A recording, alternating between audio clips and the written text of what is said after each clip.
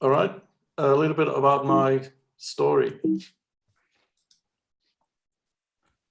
So, like I said, I'm from Holland. I was born in the Netherlands. This is me next to one of the two windmills in my hometown. There's two windmills, and this was one of the last visits I made to Holland, I think 7 or 8 years ago. So hopefully we all get to travel again soon. So born in the Netherlands, and it's always a fun fact because people always like ask, why is it the Netherlands? It is because of half of the country is beneath sea level.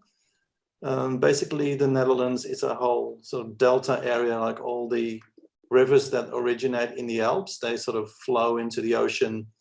And that's where the Dutch thought it was a good idea to build their country. So half of it is below sea levels, and that's why we had to protect ourselves from the sea with our famous dikes.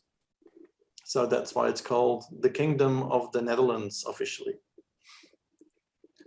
I grew up in a little town in the north of Holland and started studying graphic design at art school in Amsterdam. And as soon as I entered art school, I sort of knew that I wanted to become a graphic designer, but photography was always like a good second, and I've always been interested in photography. But I studied graphic design in Amsterdam, and through my internship in Amsterdam, I started working as a junior in one of the studios, and I worked my way up as a senior graphic designer in Amsterdam. Before I decided to, what do I want to do with my life? I inherited some money, and I was like, I can buy a car, I can buy a house, or I could go traveling, and that's what I did.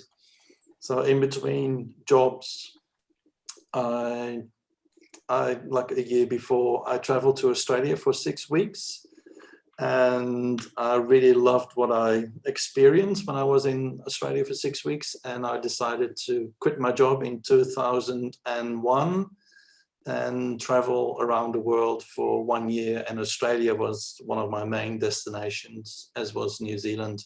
But I traveled for like just over half a year around Australia, and traveled through the middle and saw Tassie and up the coast and down the coast, and I've probably seen more of Australia than most Australians. It was an awesome time to travel the world in 2001. Thank you. And on my return to Amsterdam, after that year travel, I thought one day I would love to live and work in Sydney, and I just did that in 2003 when I came back to Australia, and I've been working here as a graphic designer ever since and haven't looked back, and hope to become a citizen as well soon. My future is in Australia. It's a beautiful place to live, and yeah, you only live once, so why not live somewhere else than where you were born? And my dad, who was alive at the time, he gave me his blessing, so I decided to move down to Oz, and it was only like, it's far away, but it's only a 24-hour flight from Sydney, so I've been back many times. A bit about my hobbies. I travel around the world, so obviously I love to travel. Favorite countries are Australia, New Zealand, Norway and Iceland, and I love traveling to Patagonia, and I spent some time in Japan as well. I have a friend that lives in Japan, so he could basically show me around where he lives, and that was more of a country town. He's a farmer, so I could see where he was living with his wife and farming the land. But I was able to visit Tokyo as well, and saw the craziness of Tokyo. So I'd love to go back one day. I think we all long to travel again one day. It's hopefully maybe a year or 2 years away that we can travel again. So that would be really nice. I love art and architecture. I love going to galleries and museums. I love architecture. And this is one of my favorite buildings here in Sydney. And I love the great outdoors. I couldn't live without hiking in the great outdoors, whether it's the Coogee to Bondi to Watson's Bay walk, or this image here, that was the hike, a 2-week hike to Mount Everest Base Camp. So that's keeping me sane hiking. Every Sunday now during lockdown, I walk 10 to 15 kilometers just to get out of the house and get the blood pumping and be active. And that sort of is keeping me sane in this lockdown period. So I love my hiking. I really miss it now we're stuck at home. A bit about my inspiration. I think photography all happened when I saw my grandfather's camera. He was a teacher. He loved to travel. He loved photography. He loved architecture. It's just a shame that he died when I was only 12 years old, because I would have loved to talk to him about traveling and photography and architecture. And I was really intrigued by the camera and what the camera could do. So that's like at a very early age, I started taking photos, and that's when my interest in photography started. This is one of my favorite photographers from Holland. He's called Art Klein. I love the high contrast and the little silhouettes, and he took a lot of images of the Delta Works. That's one of the big engineering projects in Holland to protect us from the sea. So all the dikes and all the engineering masterpieces that we have built in Holland. And he was a photographer, and he took lots of images during that period when that infrastructure was built. I'm an 80s guy. I grew up in the 80s. I love the 80s music, and I especially love Anton Corbijn, who is a Dutch photographer, and he is world famous for his images for Depeche Mode and Joy Division and U2 as well. I love that grainy, contrasty, black and white photography that he is well known for. So he's a big inspiration when I was growing up and when I was a student living in the 80s and enjoying the music of the 80s. I should run a quick little tips and tricks on how you add grain in Photoshop to the images for you then, Douwe Dijkstra, just so we give you some nice grainy shots. Yeah, enlighten me.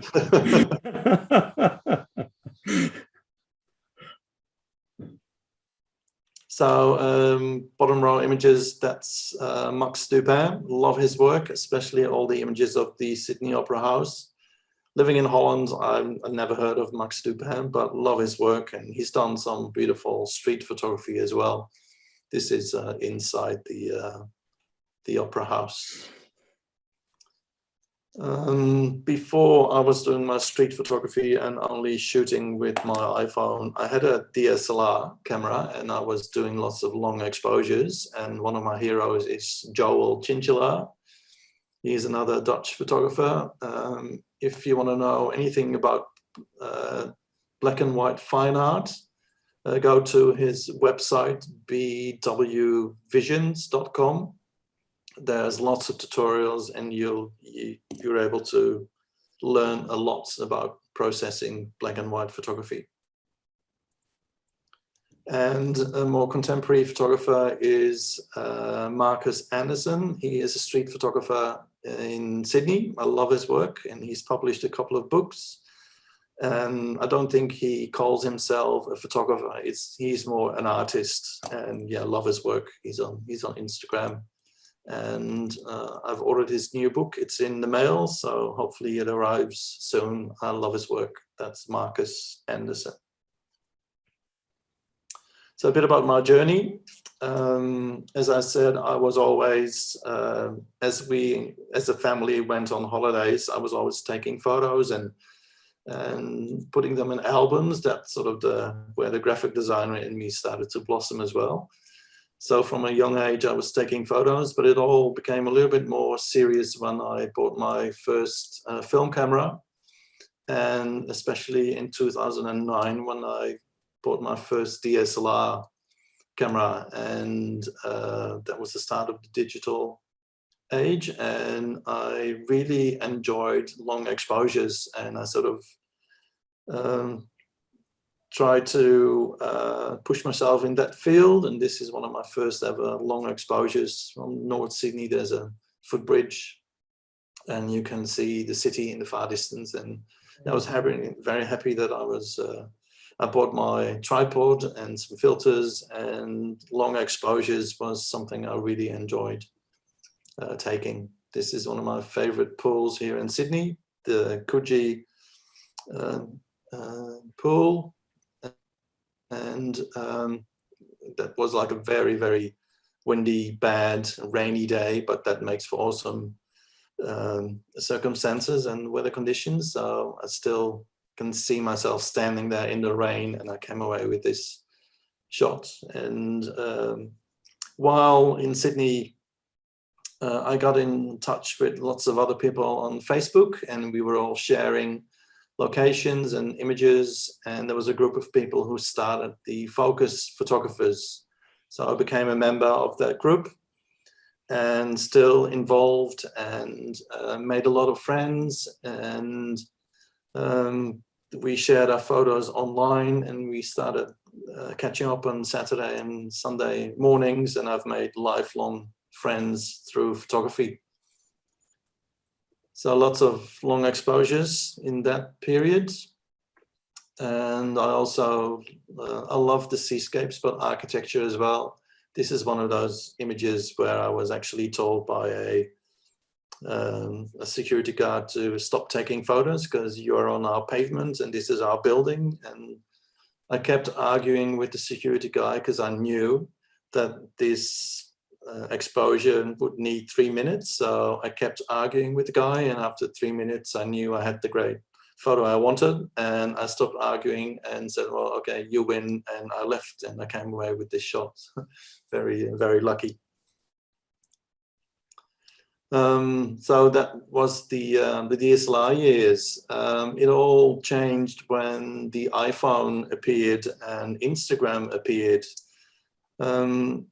I was happy, well, actually, I wasn't happy using Photoshop. I was interested in taking photos and looking at sliders and looking at pixels and moving sliders like endlessly from left to right to get it right, to get every pixel right. It wasn't really enjoyable for me, that whole technical aspect of photography and Photoshop and post-processing. That's not where I excel, where I find my fun in photography. So all of a sudden there was an iPhone and I could take photos with my phone and process instantly and post on social media without having to sit behind a computer, look at pixels for hours and hours trying to get it right. So my photography is all about capturing a moment rather than finessing and technical ability. So all of a sudden the iPhone was for me the perfect vehicle for my photography, and I haven't looked back since I started joining Instagram. This is one of my first ever street photography images using the phone. So my DSLR soon was gathering dust and I only was using my iPhone, my camera, and obviously you have it on you wherever you go. So I was taking pictures while I was doing grocery shopping or walking Bondi to Coogee or during my lunch break. So I didn't have to leave the house with a camera bag, with a tripod, with all the filters and all the other gear. And I just had my camera on me and could shoot from the hip, and that really suited my photography. And I've been doing that ever since. I've got a bunch of friends that I every now and then catch up with for beers and burgers and some street photography. Yeah, I miss that now we're in lockdown, but hopefully we'll be out of lockdown soon. So my work, it's always hard to talk about your own work, but there's a few common denominators.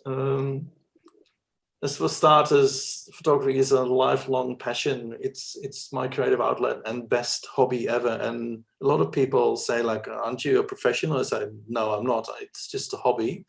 And I'd like to keep it that way because I'm dealing with budgets and deadlines in my graphic design as my work.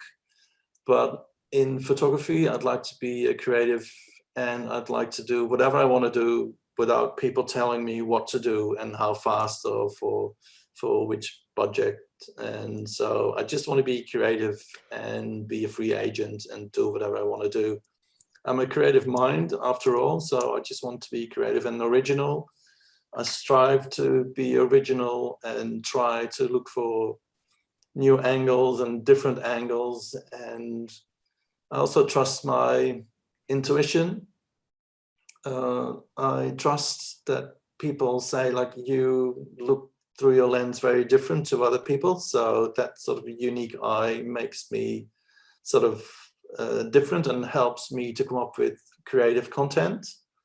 Again, technical ability, that's not what photography is all about for me. I hate this post-processing thing that is called Photoshop. And yeah, I'll show you how I process my photos nowadays. It's just 1 or 2 or not even 3 minutes.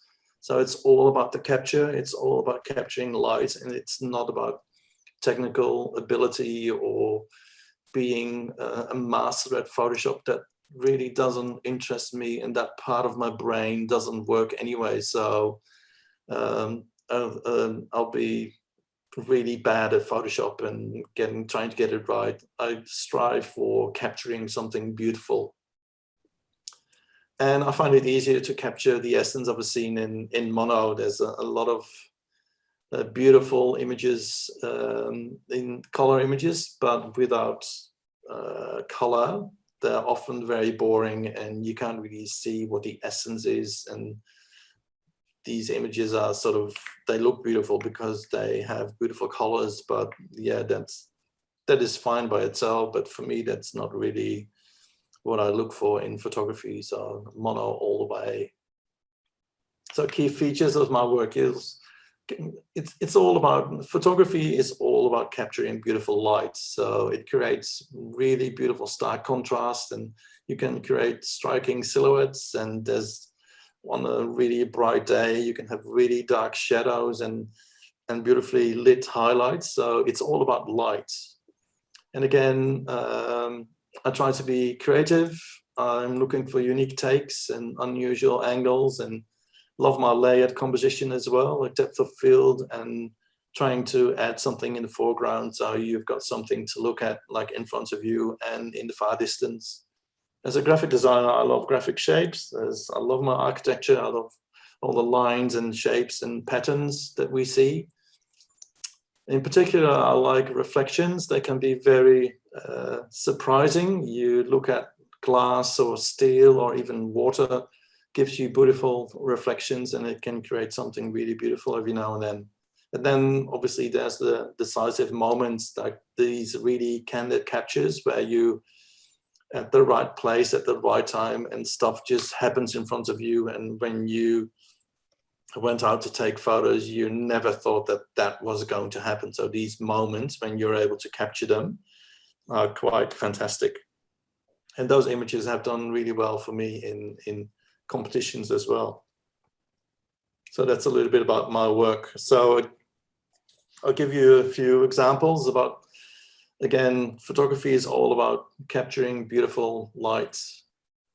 This was at St. Mary's Cathedral on a very cloudy, dark day, but the sun peeked through the clouds and lit up the waterfall.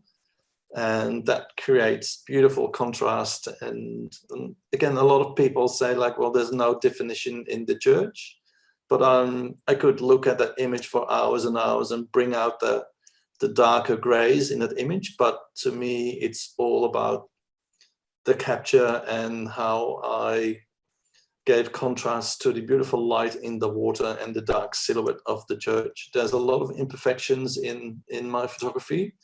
And that's why I'm using a little bit of grain as well in my preferred filter, but that's sort of to disguise my imperfections, my technical imperfections, but it really suits my photography as well. So high contrast, Yeah, a lot of people would spend hours on this photo to perfect it, but I'm happy with this capture as is, because it's captured the beautiful light against the dark clouds and the dark silhouette. So what I do in my phone, I only use my phone to process my photos. This is the original. So all I do is give it a little bit more contrast. There's one filter in Instagram that I use for everything. So this is the original and this is the outcome. So a little bit more grain and a little bit more contrast. That's all I do. And if I'm happy with the photo, I don't need to look at all the pixels and make them perfect, because I'm just happy with the capture I've got. So that's basically how I process my images. That's the raw file. I use my filter, and this is what I create, and I can do it in 1 or 2 minutes. So very easy and quick, and that's the way I like it. No long Photoshop sessions here in Casa Dijkstra anymore. You will, however, work the scene quite a bit, because we have photographed a bit together, and you will explore the angles. You'll be moving your phone around. And I think that's one of the great things with the iPhone, is that you can get your camera into all sorts of weird and wonderful locations, which is a bit hard to get your DSLR into. But so to get that separation of the water from the church, from the wall, you'll be working the angle of the camera quite a bit just to get everything in the right place for the composition. Yeah. You put quite a bit of effort into the capture as opposed to into the processing. Yeah, you'll see me like on my knees or lying on my belly to take photos more than just standing in the street taking a picture from eye height, because that's what we see, and I love different angles and unique angles. So I wanted to capture the waterfall, and it's only like a meter and a half high in comparison to the church. So I had to be really close to the pavement to take this photo. So again, original, and this is how I process my photos and how I post them on Instagram and Facebook. Beautiful light. This is at the Dudley Page Reserve in Vaucluse. One of my favorite spots in the city where you can see the city from afar, and this is where a lot of people do their exercise or picnic. And one late afternoon, especially late afternoon, is nice because the sun is really low, so I knew that there were people, and I knew that there was a possibility that I could create silhouettes with people in front of me and with the sun behind them.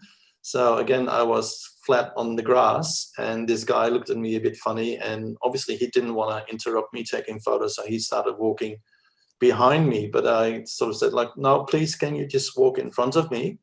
Because, well, just walk in front of me and I'll show you later what I intend to do. And I showed him this image where this beautiful sun flare created his silhouette. So that's what you were doing. So yeah, use the light in your photography because it's your best friend. And again, photography is all about capturing beautiful light. And I knew at this time of day, and especially at the end of the day when the sun is really low, especially in winter, it can create beautiful silhouettes and long shadows. And I've got this little notebook where I've got several places in the city where I know I have to be there around 5 o'clock in winter time, because it can create beautiful silhouettes and shadows at the time of day. So late afternoon is beautiful for shadows and creating silhouettes. So this is at Dudley Page Reserve in Vaucluse.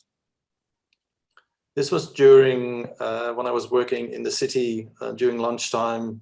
I mean, I didn't have to bring a camera back because I have my camera on me in my pocket every day wherever I go.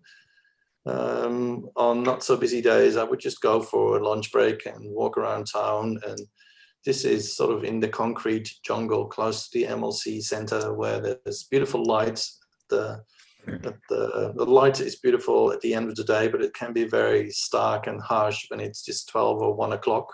and it can create beautiful dark shadows. And I love how this guy came out of the dark shadows, and the other guy was smoking a cigarette with the lights on him. It's a beautiful black and white dark contrast in this one. Love lines, love architecture, and this was taken during Sydney Open. It's one of my favorite festivals during the year, where lots of buildings are open to the public to visit and to take photos, and this is one of the big banks at Martin Place. It's very old, but it's got this beautiful glass dome, and the light was flooding in, and it created all these beautiful silhouettes and lines, and you can even see people standing above us when I was taking this photo. So make use of all the light that is there for you to make your photo. Again, this is one of those images where I really had to zoom in to take the photo. And again, it's not technically perfect, but it's a great mood that I loved capturing. Late afternoon at Bondi Beach. Obviously, with the iPhone, there's limits to your pixels. Zooming in with, this was an iPhone 6, I think, like you lose a bit of quality, and the cameras are getting better and better, but this I love the mood of this photo over the technical imperfections. So beautiful lights. I was very excited when the Vineyard Walk opened. At the time I was working just around the corner, and the first day it was open, I went in and walked through the beautiful Vineyard Walk on a beautiful sunny day, and you can see what the light is doing here. It's flooding through the glass roof, and it's creating all these silhouettes. And yeah, I came away with a beautiful image of this beautiful walk. There's so many opportunities for photography in the Vineyard Walk, and it's a great area now, Barangaroo, the Vineyard Walk, great for street photography and architecture. Inside the Vineyard Walk, I call this sort of the Northern Lights of Sydney. It's inside the Vineyard Walk. I held my camera really high, so you get more of the light feature in your frame, and I waited for a couple of people to walk into my frame. I love a sense of scale in my images. You see lots of silhouettes and people, because it adds that human element, and without people you often can't see the scale or appreciate the scale of a place that you photograph. So you'll see lots of little silhouettes. I got the tip maybe when I was 17 or 18 years old, like put a person in your photo, so it gives you a sense of scale and a human element, because architecture can look very cold, and I love having at least like a hint of a person or some kind of humanity in my images. Another one from the Dudley Page Reserve. A few backpackers at the time were using the swings, and I asked if I could take a picture, and they were happy for me to, and I asked them to swing really high, and I got this shot of this guy swinging over the city in the background. And again, later afternoon lights created a beautiful silhouette. Another capture, like again, it's all about light. Late afternoon, the light was flooding into the ANZ Tower lobby, and it's getting harder and harder to take photos there, because the security is always trying to stop people from taking photos. But it's easier with an iPhone, so I could sort of hide behind the pillar and was waiting for a person to walk into the building for that perfect silhouette. So yeah, very happy with all the lines and the light and the contrast and the composition, and that one element, that human person, that makes the photo. And at the time, that image was part of my first ever exhibition.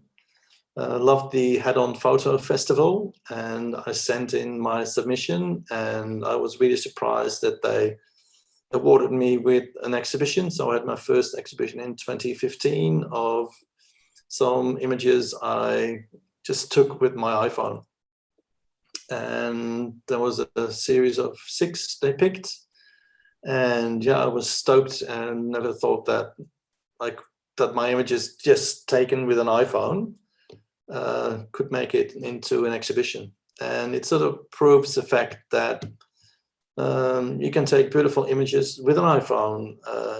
I always tell people you can take really bad images with a $5 million camera, and you can take really good images with a throwaway pocket camera or an iPhone. It's all about the capture. And it's all about creative captures for me. I love the unique takes, and I'm always looking for unusual angles. And my biggest challenge I've set myself as a photographer here in Sydney and doing street photography is to come up with an original image that has both the Opera House and the Harbour Bridge in the same frame, in the one frame, without doing any Photoshop wizardry, I call it. There's nothing wrong with Photoshop wizardry and being a master at processing and putting all your effort into Photoshop. It's just not my thing. All I wanted to do is be creative, and both the Harbour Bridge and Opera House have been shot a gazillion times, so it's hard to come up with something different and unique, and that's what I'm trying to do. Is keeping me on my feet as a photographer. So this one, I was on the Manly Ferry, and all of a sudden I could see the shadow of the bridge on the sails, and I thought that was a nice and clever and unique way of showing both icons in the one frame without doing any Photoshop wizardry or double exposures. Or you can see faintly the Harbour Bridge faintly on the sails. This is another one of the two icons. Again, late afternoon sun, beautiful silhouettes, and sort of light stars on the water. Made for, I think, like a unique image of the two icons. This is one I found, I think, a year ago. It's at Kirribilli. You can walk to where the first apartment block starts, and there's this sort of glass wall that separates where the people live and the little park. And I'm actually looking through that glass, and I'm looking towards the Opera House, but I can see the Harbour Bridge reflected in that glass panel. So it's not any trickery, it's not double exposure, it's just looking through glass, and the Harbour Bridge is reflected in the glass while I'm looking towards the Sydney Opera House. So every now and then, it's really hard to find these unique places and compositions where you capture both icons in a unique way. But this one was like, oh, I found another one. I was so happy. So that made my day, my week, or even my month, and keeps me on my toes as a photographer. This is another one where I'm shooting through glass. A lot of people say, oh, it's raining, I'm staying indoors. When it's raining and the weather is really bad, I get really, really excited. So I know lots of rain makes for great reflections as well. There's lots of puddles around, and this was at the wharf at Luna Park, where I'm looking towards the city. A ferry just left, and I'm looking through the glass, and you can obviously see all the water on the glass, and that makes for this really blurred image of both the Harbour Bridge and the Opera House, with the ferry and the cruise liner in there as well. So I think that's a unique sort of, I'm always looking for these kind of unique takes of our two icons. This is another reflection. It's again close to Luna Park. There's a restaurant, and I'm actually pointing my camera at the glass, and you can look through the glass and see the Opera House, but you can also see the Harbour Bridge reflected in the glass. This is not specifically the two icons into one image, but like I said, the Harbour Bridge and the Opera House have been shot a gazillion times. So how can you come up with something unique? And I love the typography, and basically it's a working harbour. There's cruise liners, there's all these equipment for boats to dock, and I found it nice I found these numbers and thought it was nice to put in the foreground. This is a favorite with a lot of people now, the benches looking towards the Opera House. And again, there's a couple of silhouettes, great depth of field. And for this instance, it was a bit of a cold day and it was late, and I had to wait like almost an hour for these two people to walk into my frame, but very happy I was patient and that I had the time to actually have these two people walking in my frame in my picture. Another unique shot, not very unique because a lot of people shoot it, but I was very happy that I actually got to shoot it because I was on my way to work. I was freelancing in the rocks, wasn't aware of the fog at all. And I came out of the station at Circular Quay and saw the fog and I was like, this is my chance. So I ran towards the bridge. And again, this picture, technically, it's not very, it's imperfect. You can see a bit of pixel, and again it was with my iPhone 6 and I zoomed in to get this composition. So again, it's technically flawed, but I love the look and feel of it, and I'm very happy that I at least once was able to shoot the bridge in the fog.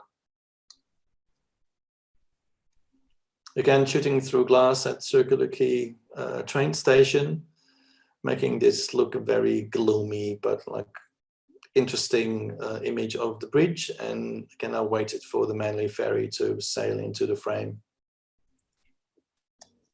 This is another reflection I found in one of the windows in the rocks, where you can see the harbour bridge reflected in the glass in the window. It looks like this was taken in the 50s or even earlier, but this is one of those hoardings where they exhibit all black and white images of Sydney. So this is a guy, and I was sort of lucky that he walked the way he walked. That made it sort of an awkward photo, but he suits the image. It looks like it was taken in the 50s or even earlier.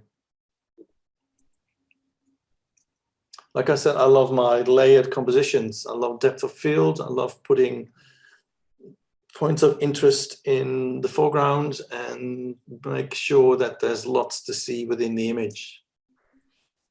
For example, museum, you can see the museum sign. There's beautiful topography right in front of you.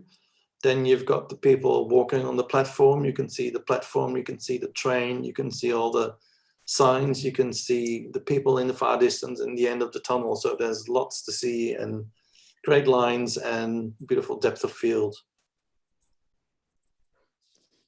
It's another way of showing layers. This was inside the QBB. You can see people enjoying lunch or walking all the way down.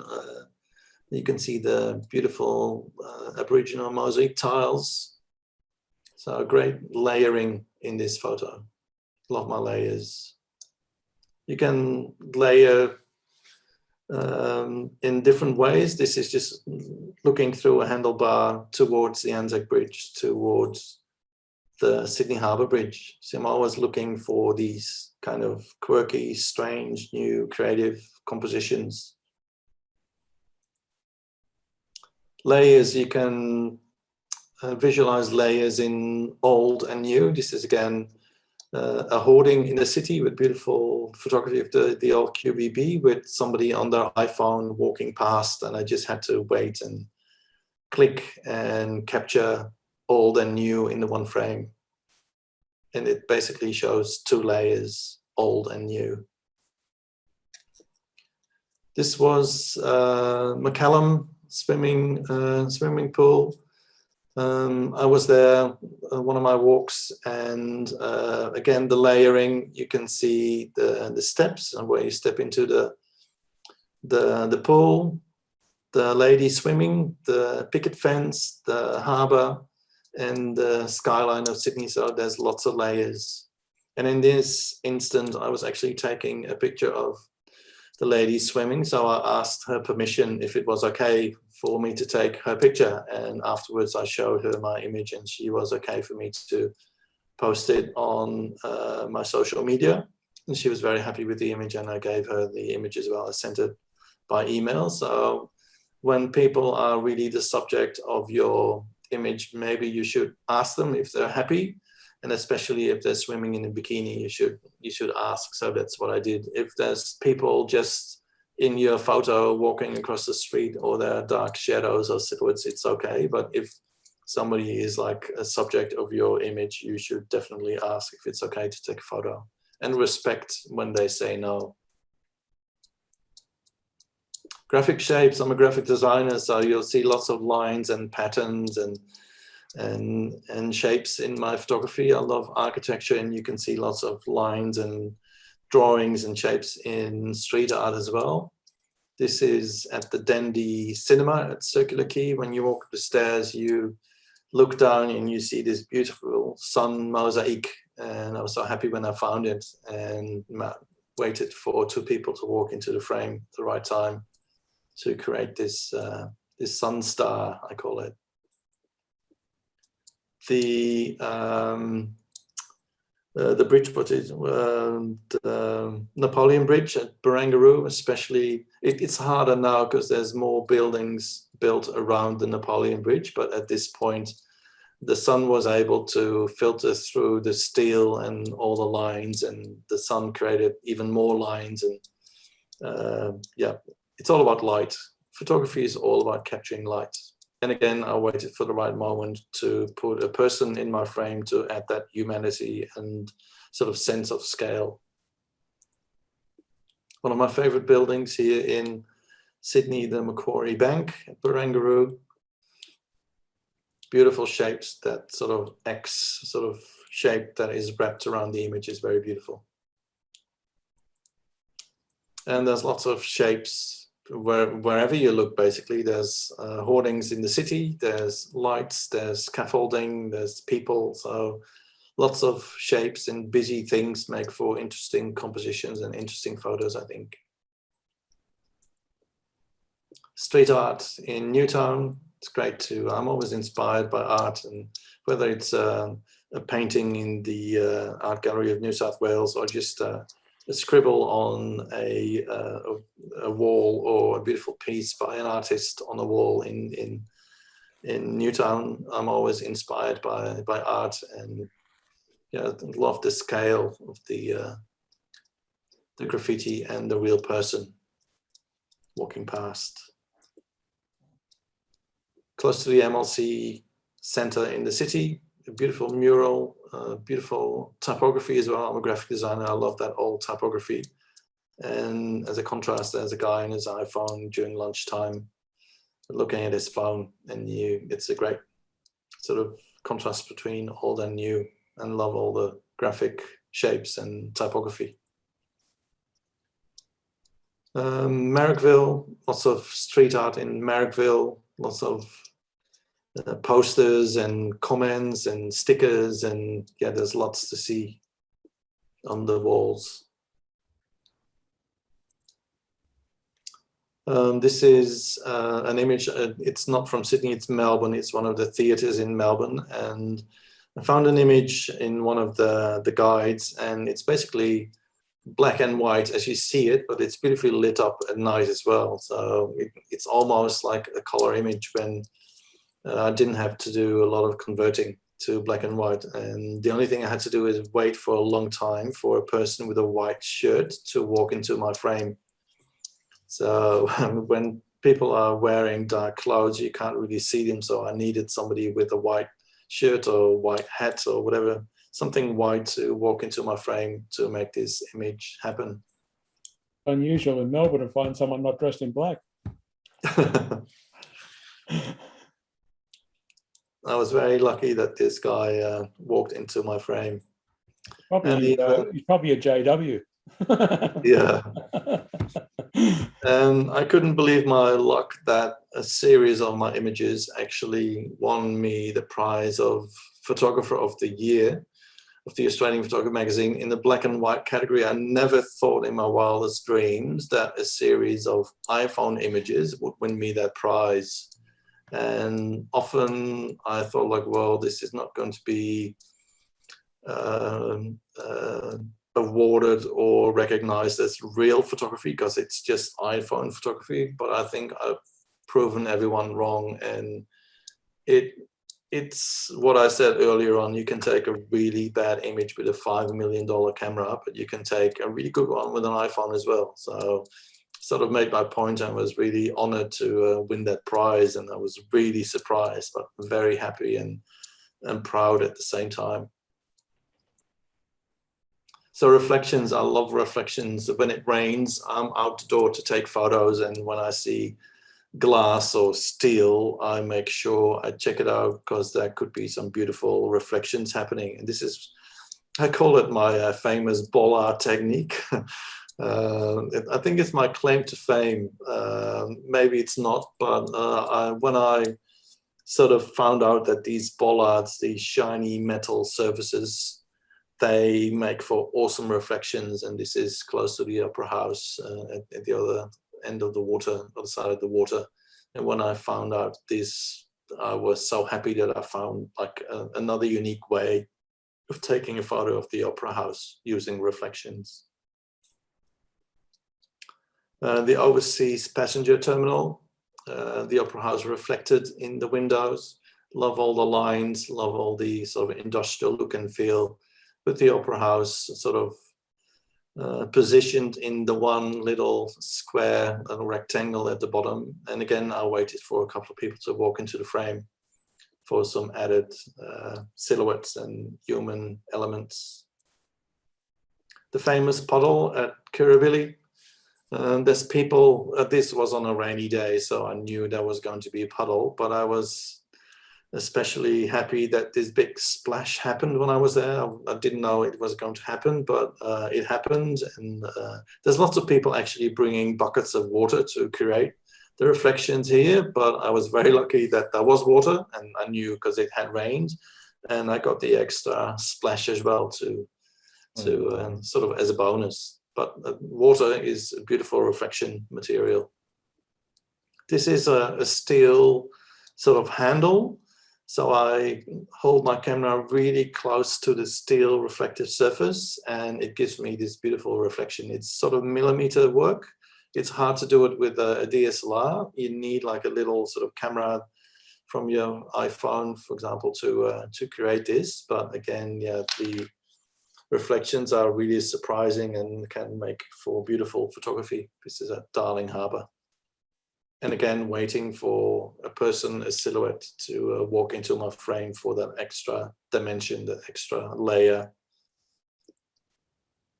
Reflections in the MCA, just an artwork, a very dark artwork, detail of an artwork, and you can see the other people walking in the gallery reflected in the artwork. So lots of shiny surfaces, glass and water make for beautiful reflections.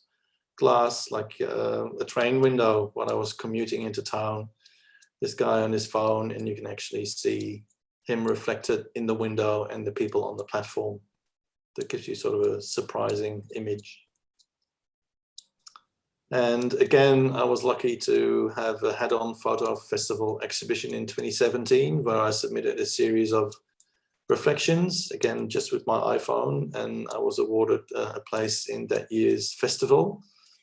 So it's great to do an exhibition because you need to start thinking about editing your series. So if there's a series of 6, which image will make the series, or which of the 20 or 50 don't make it and why? So editing is very important when you put your submission together. Also, you have to think about printing your photos on what sort of paper. How do you frame your images? You have to talk to the gallery and what's the cost. What is there a cost for marketing? How do you market your exhibition? So it was a really great learning curve. It was sort of a bonus that I'm a graphic designer, so the invites were done in 5 minutes, but all the other bits took quite a while to get right. So yeah, I was very happy with this series of reflections. This is again a window, and you can see the buildings around me or behind me reflected in the window. So it looks very complex, but it's just a one frame, and these reflections gave you some surprising images. Another one, this is number 1 Martin Place, where I'm actually inside number 1 and looking towards Martin Place, but I'm actually looking through a window, and the escalator behind me is reflected in the window. So again, it's sort of a double exposure. It's not, but it is, and it creates this really great sort of 3D world. It's just the one frame, but it's reflections in front of me and looking through the glass. It's very simple when you think of it, but yeah, it can create some beautiful photography. This is an ad at one of the in the city at Martin Place. So it's a car ad, but there's people walking around me. So I take a picture of the ad, but this sort of perspex or glass sort of material is reflecting what is behind me and what is surrounding me. So you can see bits and pieces of Martin Place in that image.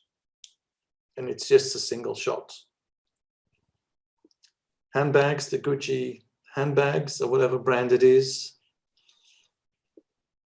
Quite a surreal image, but it's like they look like planets. Well, they are, but it's a streetscape. So yeah, again, looking into a window and having everything around me reflected in the window.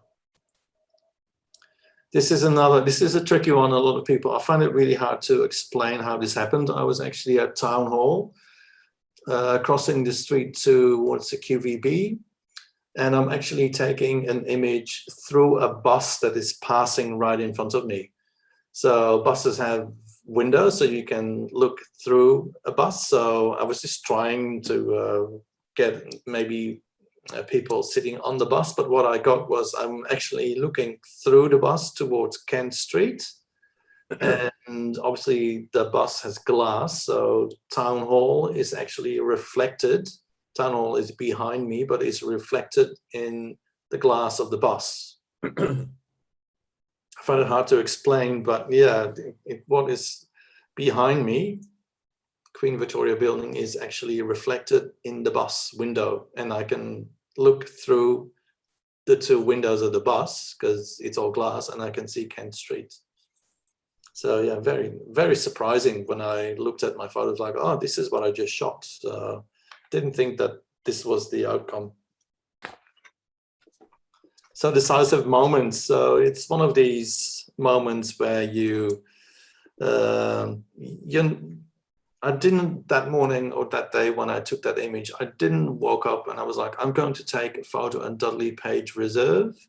There's beautiful light, the sun is low, there's guys playing soccer. One is doing a handstand, the other one is throwing a ball in the air. There's the beautiful skyline of Sydney, and there's a plane in the air, and that's what I'm going to shoot. This just happened. And I was lucky that I was there. I knew it's a really good spot for photography, especially it's high up. You can see the city in the far distance. When the sun is low, you can create beautiful silhouettes like I've showed before with the runner in front of me. One of the first images I showed you guys. But this, I was on my belly and I was clicking away, and I didn't even see this scene actually happening. It was only when I walked away and looked at my images, and when I was taking these images, I just took 100. I was just clicking, clicking, clicking, clicking, clicking, and hoping for a great exposure, and this is what I got away with. The guy with doing the handstand is the best. So just one of those decisive moments. You can't think when you wake up, this is what I'm going to shoot. It just happens in front of you, and if you're lucky, you capture it, and 9 out of 10 times you miss like a moment by a second or 2.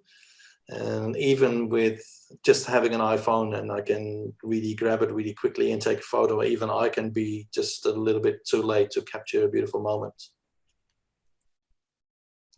This is at a station where I was trying to take a picture of people inside a moving train, but what I got was a person sitting on the other side of the platform reading a book or looking at their phone in between carriages. So I was actually not trying to shoot this, but this just happened. I wanted to have the typography in my frame and a moving train and somebody sitting on the train. But what I got was another person at the other side of the platform. Really surprising. One of these moments, this is the Cathedral of Light during Vivid. I'm devastated that, again, it's postponed. Sort of my favorite events of the year, but I was like, how am I going to capture this? Because there were so many people, and Instagram was flooded with beautiful image of this Cathedral of Light. And then I saw this little guy on his father's shoulders. I was like, oh, look at him. He was mesmerized by the lights, and that's what I captured. That's what I came away with. So I'm very happy with that, to be able to capture just that moment. At the 12 Apostles, it was a really bad day. It rained. It was actually my birthday. I was for my birthday in Melbourne, and I decided to treat myself to a trip to the 12 Apostles, and it was horizontal rain, and we stopped at all these horrible sites and where you could buy sausage rolls. And I was like, I want to go to the 12 Apostles and take some photos. But we got there, it was gale force winds and it was raining, and we only had like 25 minutes, and we spent like 5 hours on a bus and 10 hours in roadhouses eating crappy food. I wanted to go to the 12 Apostles, and I got there and I was like, well, this was all a waste of time, of money, and how am I going to take a shot of the 12 Apostles? And this is all going to be really bad. And then I saw this lady walking towards me, and she was wearing this plastic raincoat, and because of the wind it was flapping around her head, and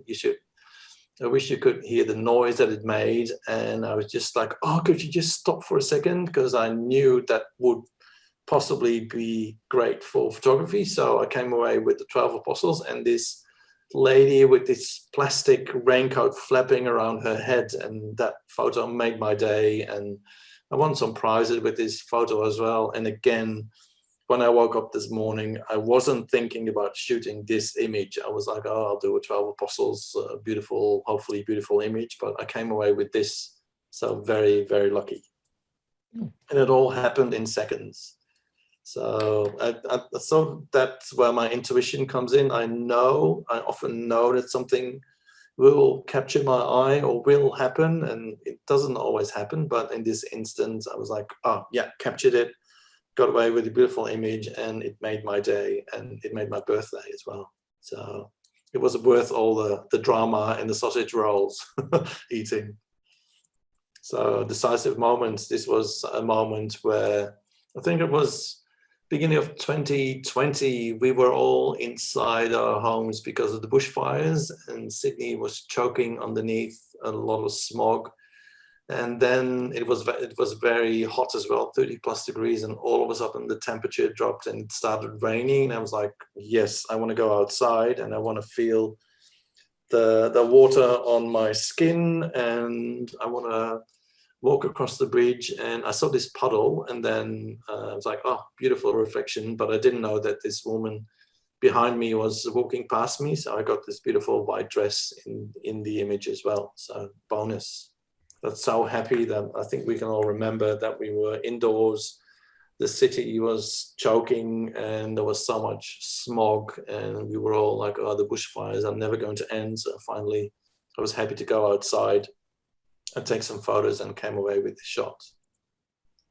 And the last one in the Decisive Moments was, I was here with my sister. She came over from Holland a couple of years ago, and we were going to the farmers markets, and I've been to this place before. And again, I knew there'll be puddles and there'll be awesome reflections. But what I got was I saw these kids jumping over the puddles, and I was like, oh, this is my chance. So I left my sister behind and said, like, I'll be back in a minute. And then I was on my knees in the puddle taking photos of the kids jumping over the puddles. And obviously they stopped because they saw me taking photos, and they just wanted to be polite and let me take a photo. But I was like, oh, keep on jumping. And I knew what was happening when I looked at my camera, and so happy that I came away with this image. The parents looked at me a bit like, what's that guy doing, taking photos of a kid? So I quickly showed them what I was up to. And they were happy for me to post these images on my Instagram. And again, I often send them the image through email as well. So they were very happy for me to capture one of their sons. And this image was published in the Australian Photography magazine a couple of months later. So I sent a copy to the family.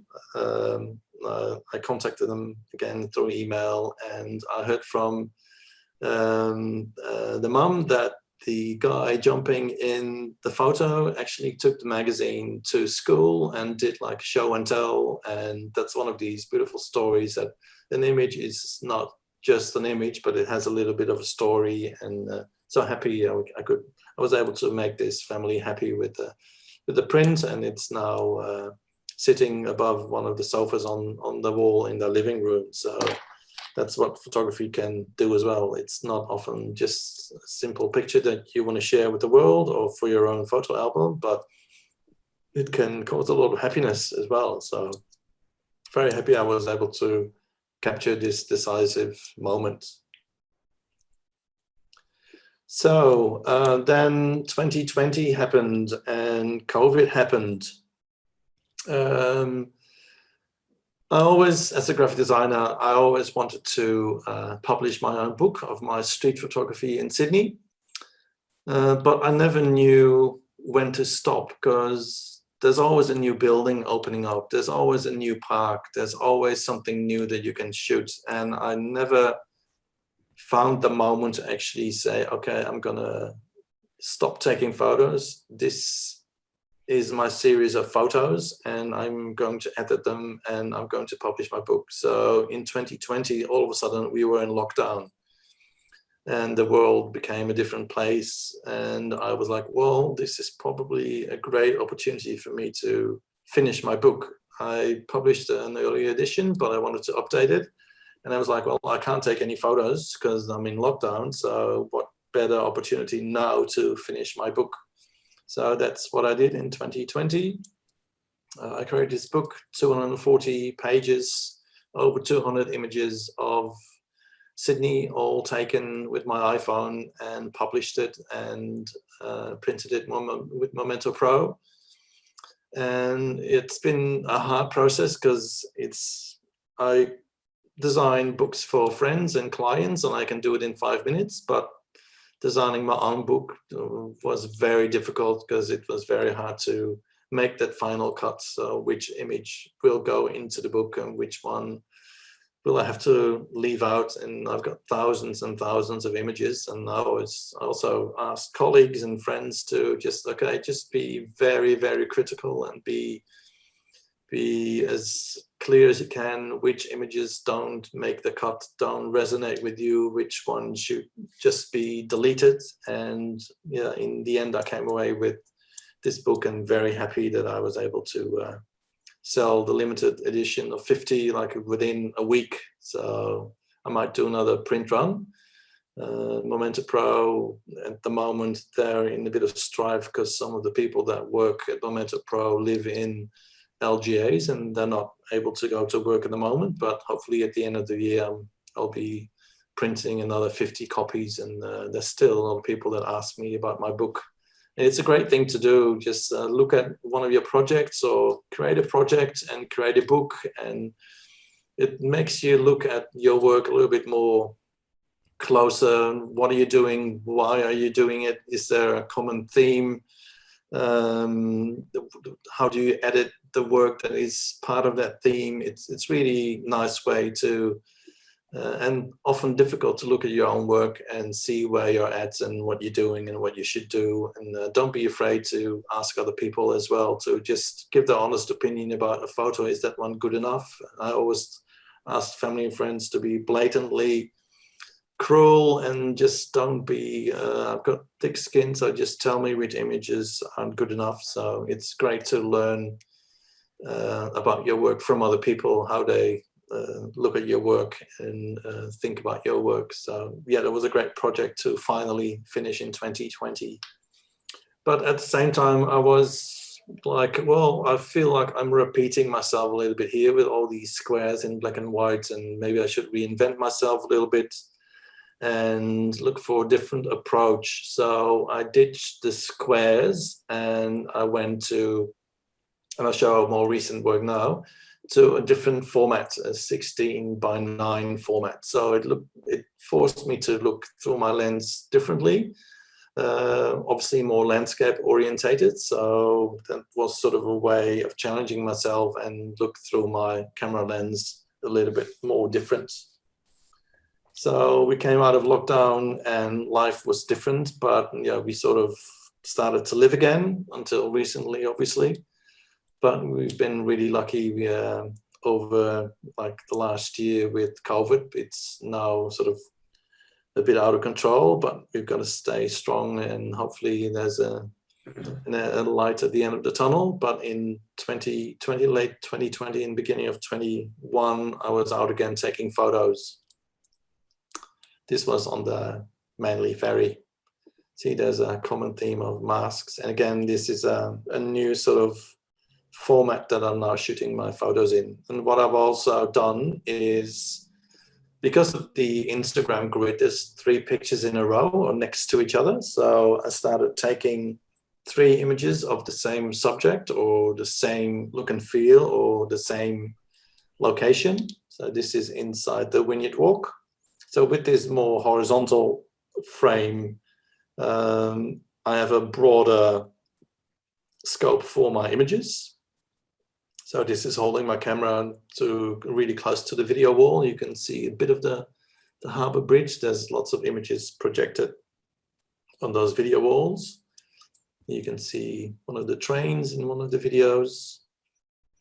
And this is another train. So I'm sort of creating these images in a series of 3. Not all series work really well. And this often the case that I'm taking pictures and I'm sort of forcing myself now to publish 3 images of the same subject, but there's only 2 and that are sort of reasonably okay, and 1 is a little bit like not really sure. So sometimes I come away with 1 really beautiful image of that location, but the other 2 are a little bit so-so. So I'm not, sometimes I miss out on posting my best images, but sometimes I just don't care and just put the other 2 in the series. So some series are better than others, but I was really happy I came away with this series. And I'm still trying to shoot beautiful lights and architecture and decisive moments and lines and patterns, and still the same sort of the same eye, but very different. Still trying to shoot both the Opera House and the Harbour Bridge in a unique way. This was the Manly, on my way to Manly at the Circular Quay ferries wharf, where I was looking through one of these metal plates like this, and I sort of isolated the bridge and the Opera House in, I think, in a unique way. And I was on my way to Manly, so I shot the city from the Manly ferry, and loved the topography on the Manly ferry, so I put that in the foreground.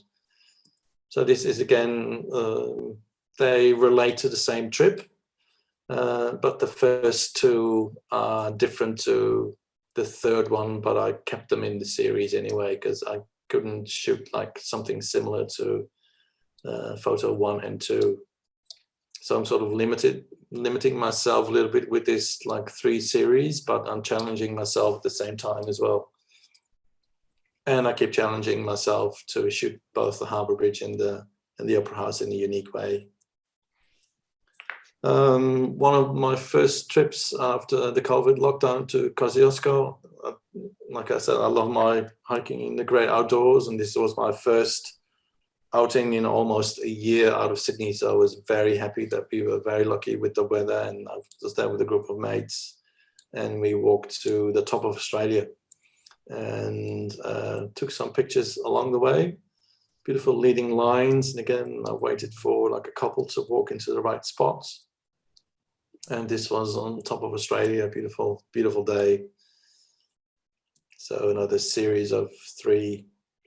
The photography is basically why I take photos is I enjoy taking photos, and I'm documenting my life as well. I'm not taking photos because I want to sell prints. I don't want, I want my pictures to be liked, obviously, and I share them on Facebook and Instagram purely so my family at home can see what I'm doing. And I sort of curate my photo album of my life. So again, it's not to make money, it's not my profession, it's pure, I'm documenting my life, what I do from week to week or month to month, whether it's hiking or sitting on a train to work. This was on my way from the city to Balmain across the Anzac Bridge. And I was on my way to hopefully take some creative angles at the Anzac Bridge, because I've shot it before, but I wanted to do it differently. So yeah, very different angles, and I made sure I had the nuts and the bolts of the bridge and the steel, but also the harbour bridge in my frame and some human element as a person walking past, and depth of field. Yeah, I love this this series, and lucky that there was a runner on the bridge as well. So a series of 3 of the Anzac Bridge.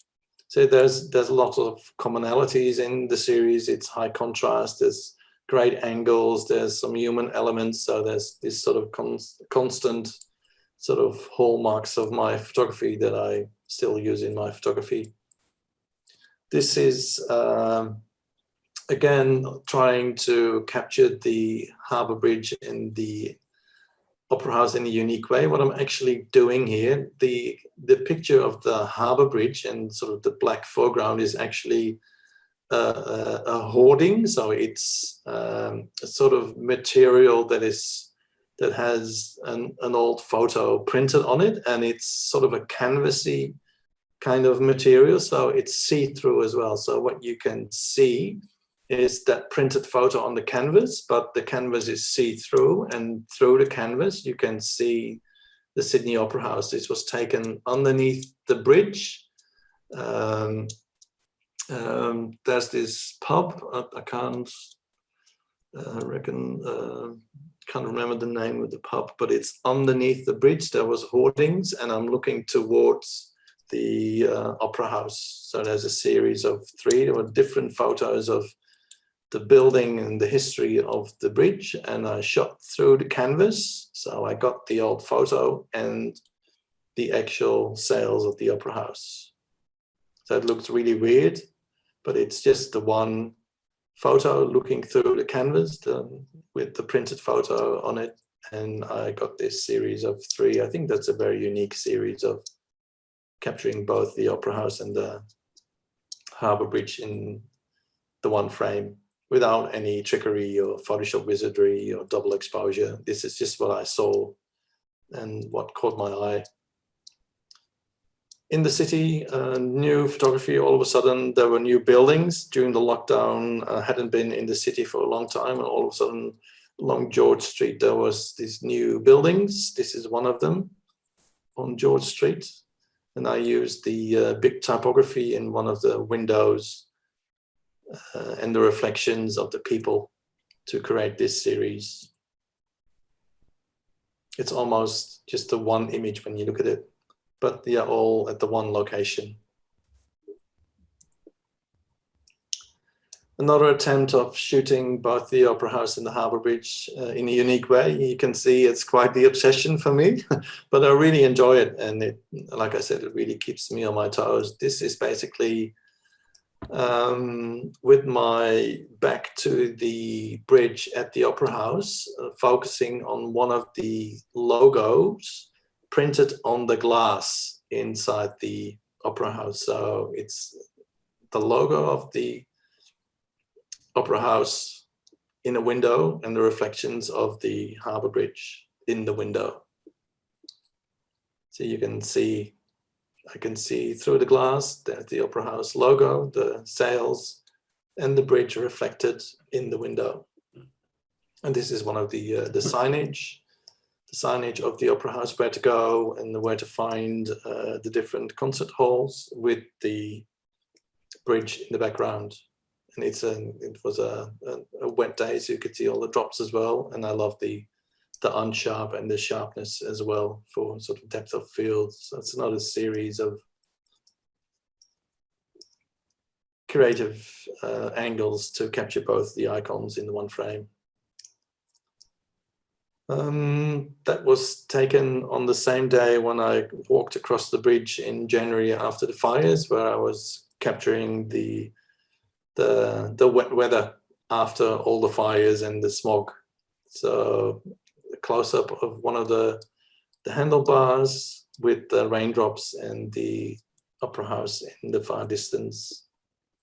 Through the glass at Circular Quay, looking towards the Sydney Harbour Bridge. And again, drops of water with the Harbour Bridge in the distance.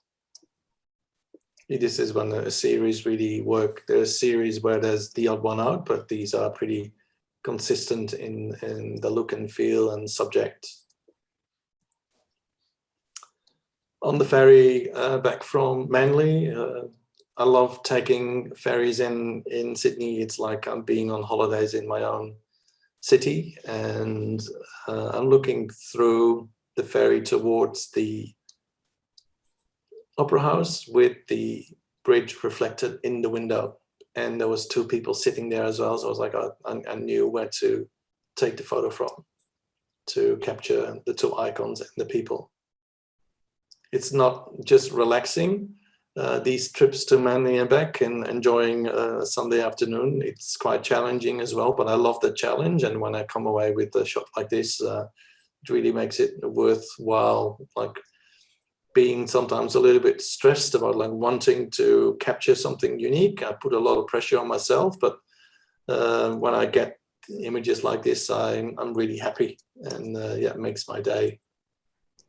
I was on my way to Manly. So one of these first days when we were able to get out again, and this was on the way back, again capturing, using the glass for reflections, and I wanted to capture the sign of the times with a person wearing a mask as well. So just a day in my life, a weekend, catching the ferry to Manly, enjoying fish and chips on the beach, and heading back home. That's how I document my life, and along the way, I'm having a lot of fun taking photos. I travel to Melbourne at least twice a year.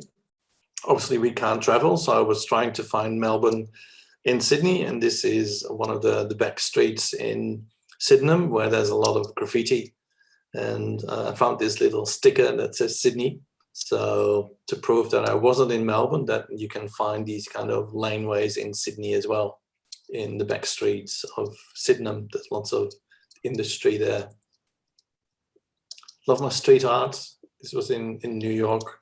I often go for a wander, like on the weekend, or when I was freelancing and wasn't working on a Monday, I just went out on a Monday afternoon and explore Sydney and take some photos, because that's what I enjoy doing. So a series of 3 in the eastern, in the inner west suburbs, Newtown and Sydenham and Marrickville. The UTS building, love my architecture, so there's a lot of new architecture around that area. Again, using reflections to use all the squares of the architecture in the building to create sort of 3D sort of, again, it's just the one frame, but it's using the reflections of the glass to create this series of 3. It almost looks like one image because it's so alike, the visual elements in each and every photo. More architecture at Australia Square, looking into the building through glass, but having other buildings reflected in the glass. So there's always so many things to find using reflections. You can find them just around the home as well, or if you want to take some photos during the week, look at the windows when you go shopping, and you might see some beautiful reflections, and you might surprise me in the competition that I'll be judging in a couple of weeks. you never know what you can find. This was just, you just have to have an eye for it. And I love my reflections. I'm always on the lookout for reflections. As I said, I like exploring Sydney. There's still so many suburbs I haven't been, but yeah, there's a lot of character in Redfern at the block. There's a lot of new architecture as well. So there's still little pockets of old left in Redfern, and a lot of Aboriginal signs and drawings and paintings as well, dotted around that area, obviously. It's a series of Redfern reflections at the Opera House. Just using a bollard again, like one of these bollards that stick out of the ground. They have a metal surface. It's very shiny and reflective. And people look at me, what's that guy doing? But when I show them what I can create with just using that reflection on an iPhone, they're often amazed that that is what you can do with just an iPhone. Again, using a bollard, a shiny reflective surface to create these reflections, and it almost looks like water. Another series of 3. That's a unique way of capturing the Opera House.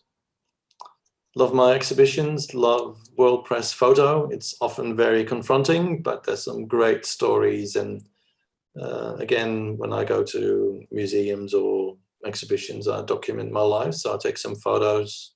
This was last year's winning image of somebody with COVID, hugging their family using sort of plastic. So there's no real contact, there's plastic between them.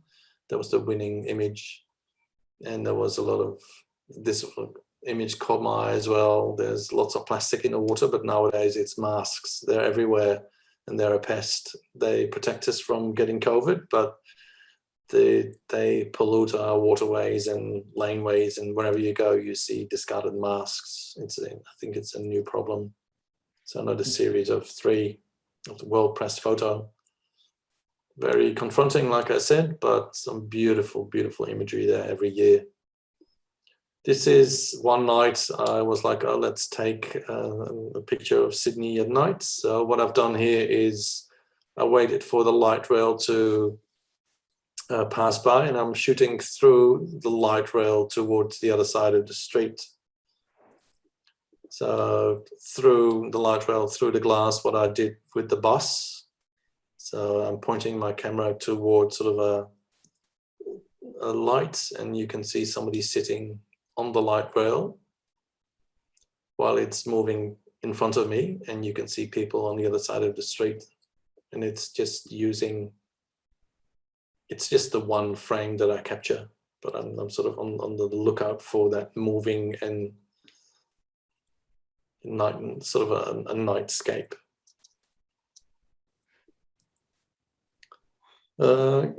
Catching up with friends at Maroubra. I have my camera on me wherever I go. So this is surface at Maroubra. There's nothing more to it than just surface in the ocean and waiting for the white stuff to run into the frame. I love these lights at Maroubra. It's very iconic. Maroubra, waiting for a surfer to walk into the frame. And this is one of the guys ready to go surfing, some steps in the foreground for depth of field. Just my day visiting friends at Maroubra and taking a few pics along the way. Another trip to Watson's Bay. I love hiking from Coogee to Bondi to Watson's Bay and treat myself to a fish and chips. And on the ferry back to Circular Quay, I enjoy the water and the harbour, and I'm on the lookout for images as well. So this is the city in the far distance, and the ropes in the foreground on the ferry back to town, using the ropes as a foreground element and leading line into the photo. And again, the Opera House, but from the ferry, and you've got the word Sydney in there as well. So another unique way of capturing the Opera House. And we're almost there, guys. Just a couple of more. This was a week or two ago. like I said, we're in lockdown, but you're allowed to go for exercise. So what I do on every Sunday afternoon is do my 10 to 15 kilometer exercise walk. And this is in my local area, Brighton, Les Sands, where I can go to the beach. And this day it was a little bit too busy for my liking, but love getting out and about and stretching my legs in my local area. Now we're in lockdown.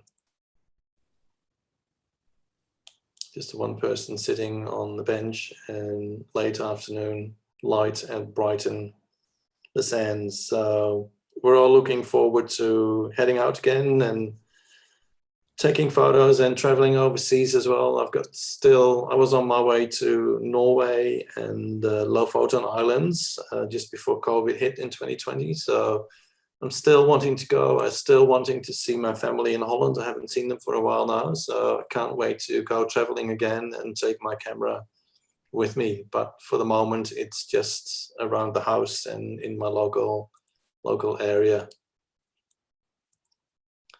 So, yeah, what's next? I've tried something new with this new series of different formats and series of 3.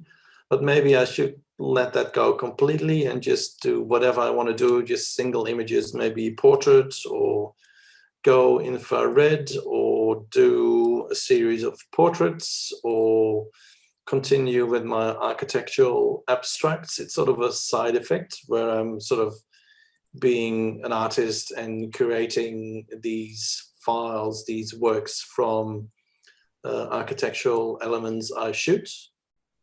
And this is me just playing around, and maybe I should go a little bit further in that and explore that a little bit more, these architectural abstracts. But you're not sure what is next. I'm sure there will be something new and exciting, or I just continue with my street photography and my iPhone photography, because I'm having a lot of fun with it. It's really bringing a lot of joy, photography. So thank you again for having me. Thank you for not falling asleep. I think it's been like an hour and a half or so. So can I ask you? Can you do long exposure on your iPhone? You can, but there's apps for that. But I'm not really happy with the quality, so I've given up. I just wanted to quickly finish. There's a few more slides where I want to say thank you, and I hope I've inspired 1 or 2 of you, and I'm always inspired by other photographers, and I'm sure you as a camera club are inspired by each other. So help each other, be inspired, be each other, and be creative, do something different, follow your instinct. It works really well for me. And challenge yourself, set yourself a challenge, and think outside the box, and don't follow the rules. Do something different, break the rules, but more than anything, just have fun with photography, because that's what it's all about. So thank you very much for having me again, presenting, and I hope you enjoyed this presentation. These are the handles where you can find me. So fire away if you have any questions, or when you have any questions tomorrow, just shoot me a line or an email. I'm happy to answer any questions. I don't have any secrets, and I'm happy to show my locations. And I do street walks as well, where I just tell people how I look through my lens, where I think the interesting things are to photograph, and the special ball art technique, and how I do my how I come up with my reflections. So yeah, fire away if you have any questions. Just get in contact. And but again, yeah, thanks for having me. Very good. Thanks, Dex. That was fantastic. Thank you. Thanks, Dex. Thank Great you, Dex. presentation. You're welcome. Really inspiring. Can I just ask a question? Sure. Do you shoot in black and white, or are you shooting in color and turning it into black and white? It all depends. If I know what I'm shooting, if I'm standing before a building, I set my settings to mono and I take the picture. Right. If I'm on a train and I see something happening on the platform and I just want to take a quick picture because somebody's doing a cartwheel or something crazy, I just grab my photo and take a quick picture, and that's just in color, and then I just convert it to black and white on the phone. Okay. And if my capture is interesting enough, then I know it will work in black and white. If it's a boring image, then no, I just delete it. So Okay. most of the time it's I shoot in black and white, but if something just happens, I just quickly grab my camera and just take a photo because it's happening in front of me, and I can't miss any second. And then it's just in color. But yeah, that doesn't really matter. It's all about what I capture. Okay. I asked, I'll unshare my a lot of the photos require a great depth of field, which means that you don't have a great length of time in certain lights. How do you manage that? Because you can't handhold a camera for half a second or 1 second or even longer in order to get the image in many lights. Yeah, I don't really think in that sort of technical terms. I see something and I take a picture of it. It works or it doesn't work. I'm probably limited by not being very technical in my photography, but I get away with it because of my unique eye and the things I see differently to other people. Obviously, we all have a unique eye, but people tend to think that like I see things that aren't there or they've never seen, or they're really curious to look into my mind, how I see all these things. So that's why I get away with not being very technical, and that sort of technical aspect that isn't even in the forefront of my brain because that's not registering in my brain and I don't need it in my photography. Does that make sense? Yes. It does. There's often people ask me, what sort of lens do I bring? Is it a 2.4 or 5.6? I have no idea what that means. I know what a macro lens is and a tele lens is, but as soon as you start asking me all these technical details, I have no idea, and I probably should know better, and I could possibly be a better photographer for it, but it's just not, it doesn't register with me. It's not important to me. I see something, I find it interesting, and I take a photo. Dix, you have a magnificent eye, and you capture some superb shots. With the iPhone, are you just using the camera on the iPhone, or do you use an app that has a camera as well? No, I'm just using the camera that comes with the iPhone. So what I do use is I post my images on Instagram, and I'm using one particular filter for all my images that give my images a little bit more extra grain and contrast.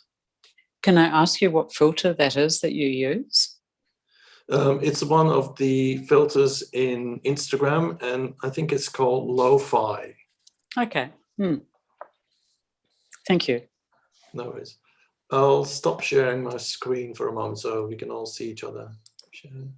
Yeah. With the architectural shots you're doing, Dex, what are you manipulating those in? You mean the architectural abstracts at the very end? The architectural abstracts. Yeah, that has nothing to do with iPhone photography. It can be an image that I took with a DSLR 10 years ago in Melbourne that I think could be interesting to use in one of these works that I create. So I'm using, for example, an image that is a part of an image of Federation Square, and I just place different layers on top of each other to create these sort of three-dimensional or crazy abstracts. And there's nothing more to it than I enjoy creating them, and it has nothing to do with my iPhone photography or long exposures. It's basically, I can do it because I want to, and I create my own art because it makes me happy and I enjoy doing it. So it can be any image. Can be a part of an image, for example, of the Opera House sales, and I put 2 or 3 of them on top of each other. I give the layers opacity, I rotate the layers, and that's how I create these interesting abstracts. And it's nothing more than pleasing myself and being creative and enjoying myself on a rainy Sunday afternoon. And you're doing that in probably Photoshop? should go outdoors because it's raining and there's puddles. So, and you're doing that in Photoshop or where? I'm using, as a graphic designer, I'm using InDesign. That's how I create layouts and books and posters and whatnot.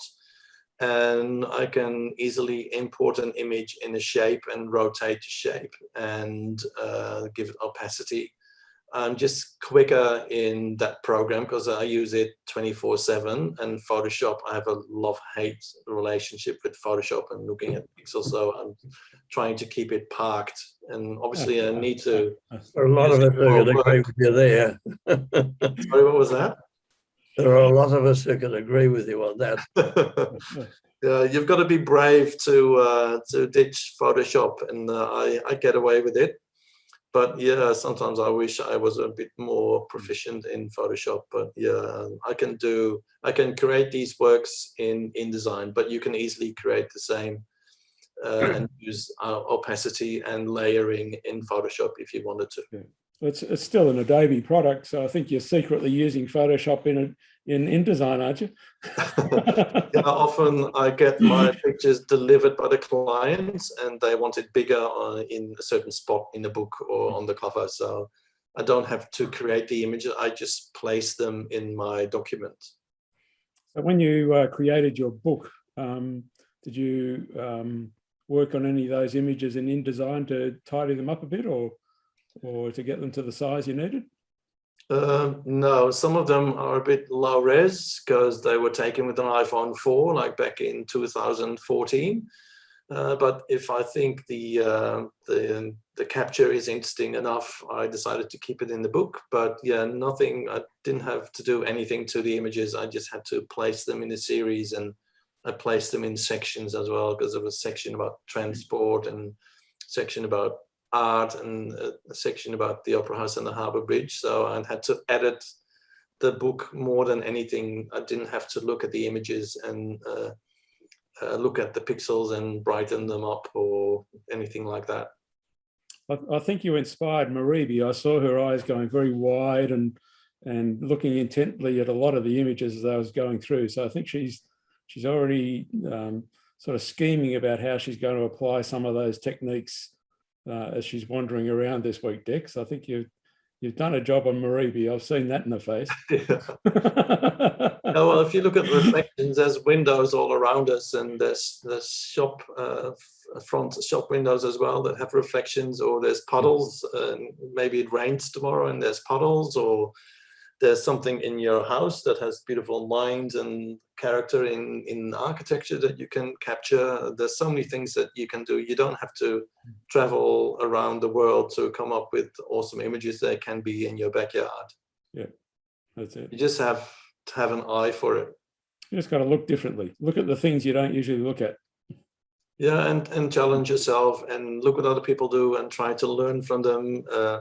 I'm doing a lot of reflections, so maybe that's a nice thing to focus on. Or maybe one of you guys does a lot of pictures, taking pictures of flowers. I've never done that, so I could possibly learn a lot in that field. Or portraits. I've never done a series of portraits, so yeah, be inspired by each other. And these competitions are really good to broaden your horizon. So, and if it's street photography and in mono this time, then yeah, take on the challenge and try something different.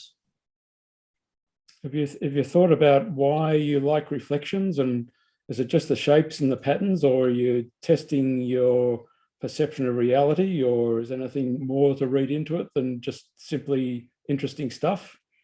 Yeah, it creates interesting images because what you see through your eyes is your reality. I'm looking at a screen, I can see you, but what I can't see with my bare eyes is reflections. You never see that in reality. You have to look for them, and you have to look at a glass or a puddle in a certain angle to get what you want, or get these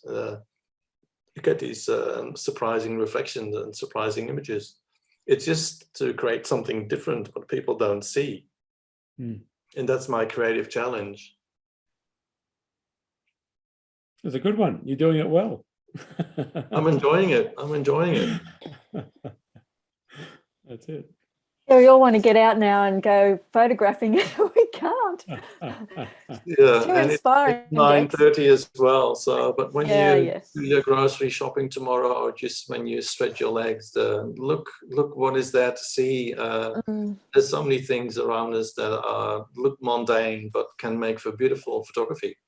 You Yes. should see the reflections in a shopping trolley handle there, Rosie. They're Oh, amazing. okay. I'll look next time. Yeah. Or in the click and collect truck driver's mirror. And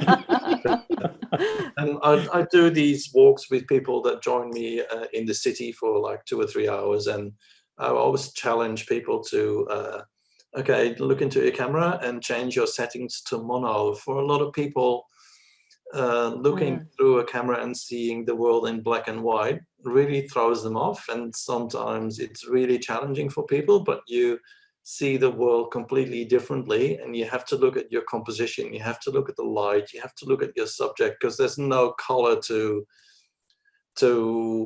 wow you or the viewer, that you can basically take a beautiful image and that is beautiful because of the color, but not because of the content or the light or the composition. So when you go out next time, I challenge you to set your settings to mono, and the world will look completely different.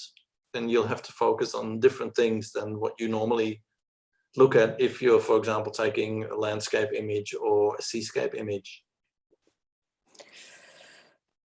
That's where I fail. It's landscape and seascape images in color.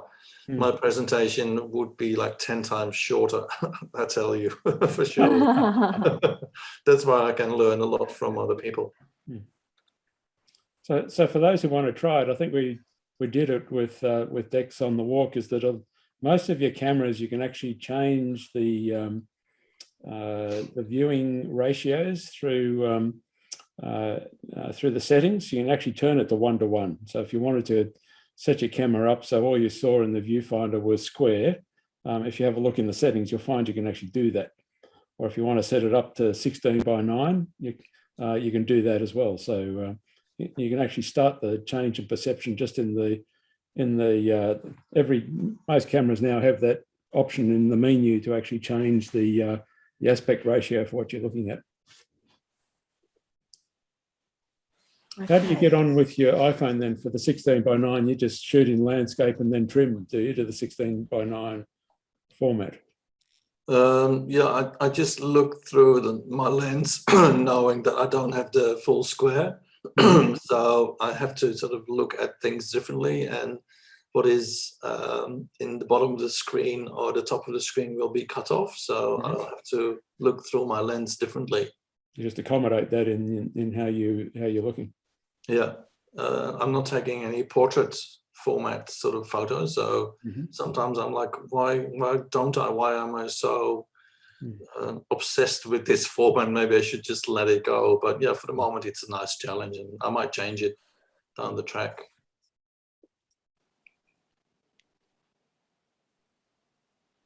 So, Alan, I seem to recall that your benchtop in the kitchen was a bit shiny, wasn't it? I hadn't noticed, but I'll have to check. Yeah, I think you'll find that if you get your camera right down low there and a few subjects on your benchtop there, you might be able to play a few games with them.